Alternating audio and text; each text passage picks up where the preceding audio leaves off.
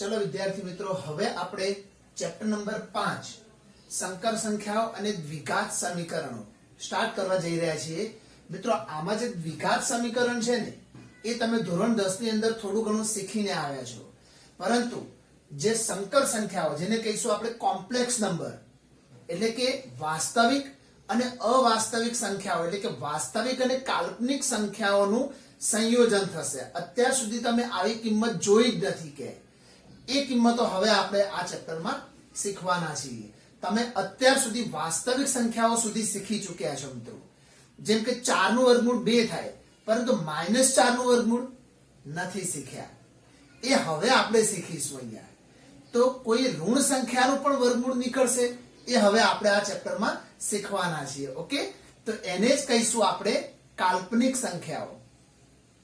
તો આપણે અત્યાર સુધી જે સંખ્યાઓની કલ્પના કરી છે ને, એનાથી કંઈક હટકે, કંઈક અલગ ટાઈપની સંખ્યાઓ વિશે આપણે અભ્યાસ કરવાના છીએ, જે તમે આજ સુધી ક્યારેય જોઈ નથી. એવી સંખ્યાઓનો અભ્યાસ આપણે આ ચેપ્ટરમાં કરીશું અને એનું નામ છે સંકર સંખ્યા. સંકર સંખ્યા મિત્રો કઈ ટાઈપની હોય?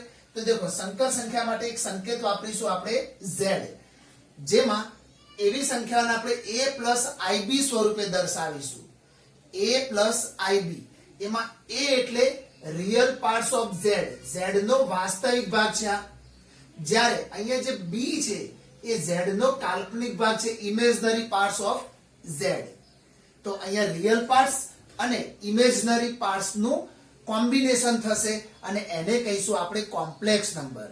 હવે સવાલ એ છે કે અંદર રહેલો i શું છે? તો મિત્રો, જે છે એ i ઉપર તો ડિપેન્ડ છે આખું ચેપ્ટર. તો i એટલે -1 નું વર્ગમૂળ. યાદ રાખજો, i એટલે -1 નું વર્ગમૂળ. આને જ આપણે કાલ્પનિક સંખ્યા બોલીએ છીએ. એકચ્યુઅલમાં -1 નું વર્ગમૂળ નીકળે જ નહીં, વાસ્તવિક સંખ્યાઓમાં તો નીકળવાનું જ નથી. અને છતાં બી આપણે એને એક i નામના સંકેતથી ઓળખીશું, જેને આપણે બોલીશું આયોટા. આયોટા એટલે i, બરાબર. પરંતુ વારંવાર આયોટા આયોટા આયોટા ન બોલતા આપણે માત્ર i કહીશું એને. ઓકે, આ વસ્તુ યાદ રાખજો. તો એકચ્યુઅલમાં i એટલે આયોટા છે અને એ શું છે? તો -1 નું વર્ગમૂળ છે. તો -1 નું વર્ગમૂળ i થાય અથવા તો -i થાય. કોઈ પણના વર્ગમૂળ ઓલવેઝ 2 જ હોય, પ્લસ ઓર માઇનસમાં. તો -1 ના વર્ગમૂળને આપણે i અથવા તો -i કહીશું. ઓકે, તો આયોટા નામનો એક સંકેત યુઝ કરવામાં આવે છે અને એ કાલ્પનિક છે. એકચ્યુઅલમાં એવું કંઈ હોતું નથી, એટલા માટે એને કાલ્પનિક ભાગમાં આપણે ગણવામાં આવે છે. ઇમેજનરી પાર્ટ્સ ગણીશું આપણે એને. અને વાસ્તવિક અને કાલ્પનિક બંને ભાગનું સંયોજન એટલે કહીશું કોમ્પ્લેક્સ નંબર. બંનેનું સંયોજન, અને એને કહીશું સંકર સંખ્યાઓ. તો હવે તમારે આનો મેક્સિમમ યુઝ ક્યાં થશે? તો દ્વિઘાત સમીકરણોમાં ખાસ ઉપયોગ થશે મિત્રો. જુઓ, દ્વિઘાત સમીકરણ કયા સ્વરૂપનું હોય?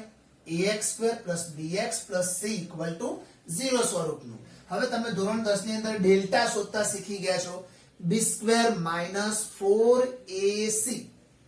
ત્યારે મિત્રો એક શરત આવતી હતી, યાદ કરો હું બોલું એ, કે b² - 4ac નું જે મૂલ્ય છે 0 કરતા મોટું હોય તો વાસ્તવિક ઉકેલ મળે. જો 0 થઈ જાય, જો 0 થી મોટું હોય તો વાસ્તવિક અને ભિન્ન ઉકેલ મળે. જો 0 થઈ જાય તો વાસ્તવિક અને સમાન ઉકેલ મળે. પરંતુ જો એ વેલ્યુ 0 થી નાની થઈ જાય તો તમે શું લખતા હતા? ઉકેલ ના મળે એવું લખતા હતા? નહીં. યાદ કરો શું લખતા હતા? વાસ્તવિક ઉકેલ ના મળે. એનો અર્થ તમને આગળના ધોરણમાં એવું કહેવામાં આવ્યું છે કે માત્ર વાસ્તવિક ઉકેલ ના મળે, બાકી ઉકેલ તો મેળવી જ શકાય છે. અને એ ઉકેલ હવે આપણે મેળવીશું. અહીંયા આપણને ભલે વાસ્તવિક ઉકેલ ના મળે, આવું હોય ત્યારે દેખો વાસ્તવિક ઉકેલ મળતો નથી, પરંતુ એવા સમીકરણનો ઉકેલ મેળવવા માટે આપણે સંકર સંખ્યાનો ઉપયોગ કરીશું અને એક વાસ્તવિક અને કાલ્પનિક ભાગના સંયોજન સ્વરૂપે આપણે એનો ઉકેલ મેળવી લઈશું. સમજ પડી ગઈ બધાને? સમજ ના પડે તો વારંવાર જુઓ મિત્રો આ વિડીયોને, કારણ કે જો શરૂઆતના સ્ટેજમાં જો જલ્દી સમજ પડી જશે ને, તો પછી ચેપ્ટર બહુ મજાનું છે, બહુ જ સહેલું ચેપ્ટર છે આ પણ. ઓકે, ચાલો જોઈએ આગળ. હવે આઈ ના ઘાત, દેખો અહીંયા જુઓ, બંને બાજુ સ્ક્વેર આપી દો તો આને જેવો વર્ગ આપો તો વર્ગ ને વર્ગમૂળ ઉડી જાય એટલે વધે માઇનસ આઈ, અને અહીંયા વધે આઈ સ્ક્વેર, તો એનો મતલબ આઈ સ્ક્વેર બરાબર -1 થઈ જશે. દેખો આઈ સ્ક્વેર બરાબર -1 થશે. તો આઈ નો ક્યુબ શું થાય, ચલો સમજાવું તમને. દેખો આઈ સ્ક્વેર બરાબર -1 આના ઉપરથી મળ્યું આપણને, બંને બાજુ સ્ક્વેર કરો એટલે તમને આ મળી જશે.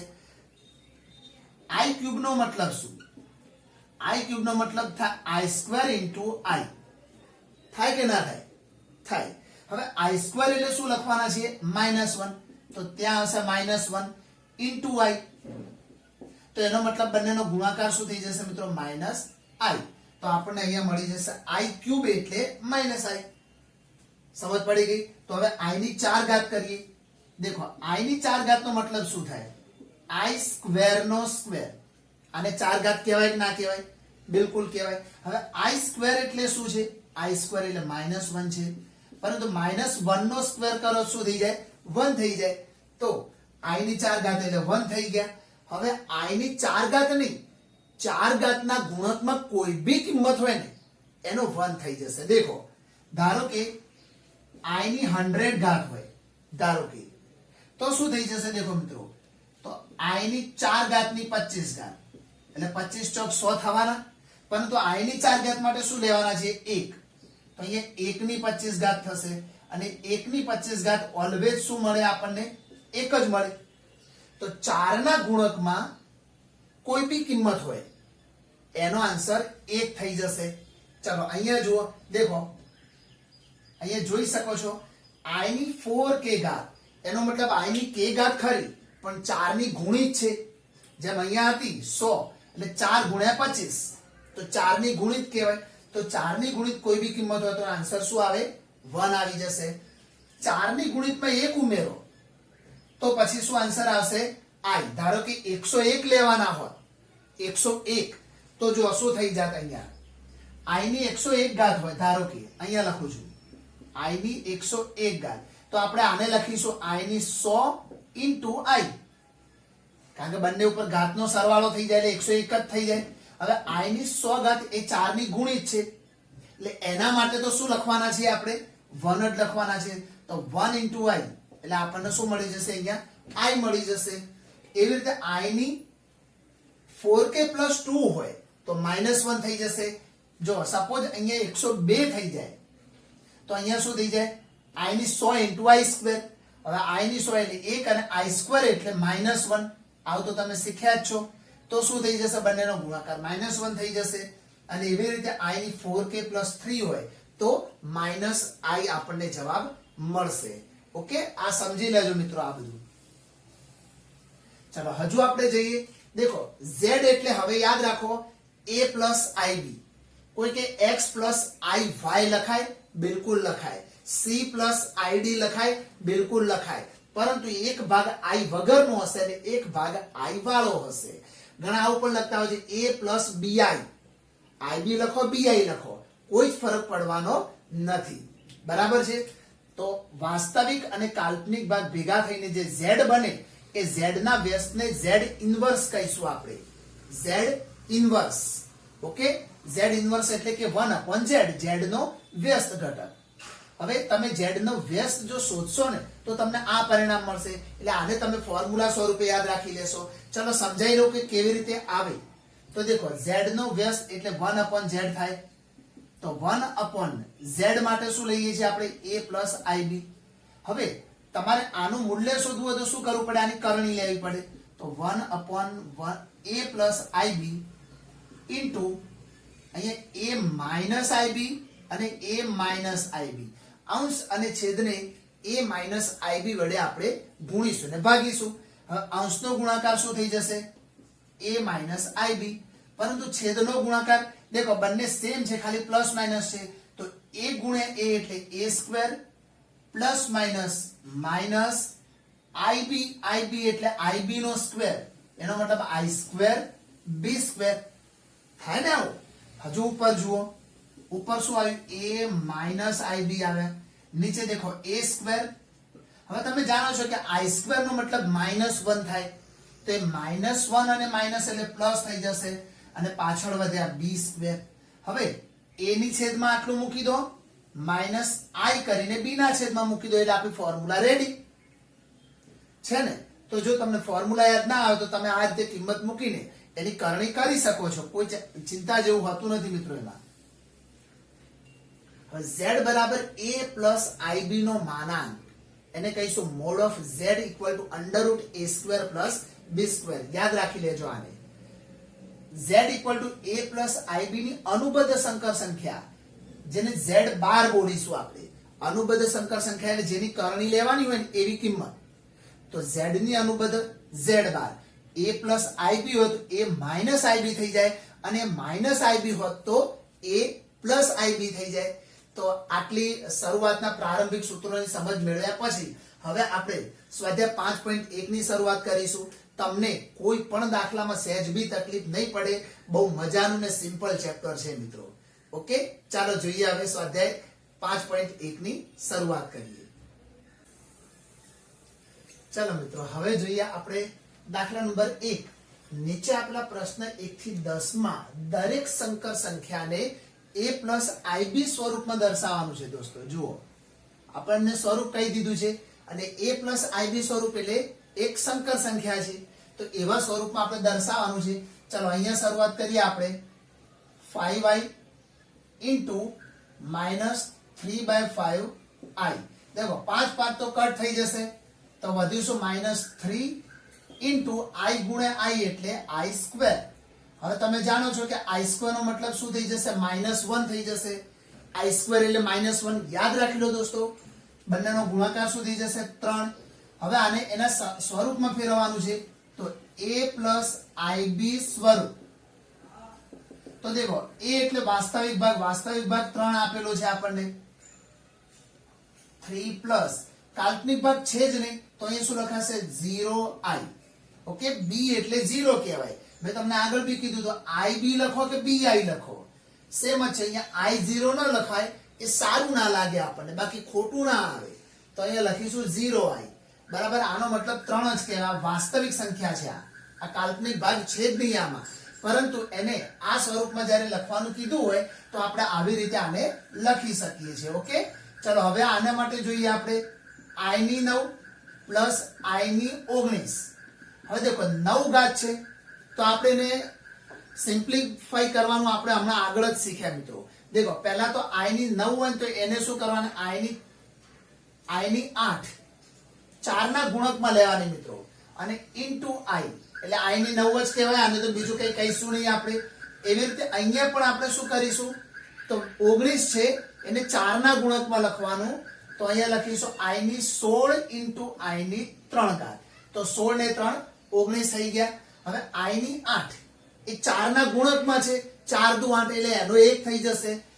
સિમ્પલી યાદ રાખી લેજો મિત્રો. 1 ગુણ્યા અહીંયા વધ્યા i પ્લસ આ પણ શું થયું? i ની 16 ઘાત એ 4 નો ગુણક છે, ત્યાં બી 1 થઈ જશે.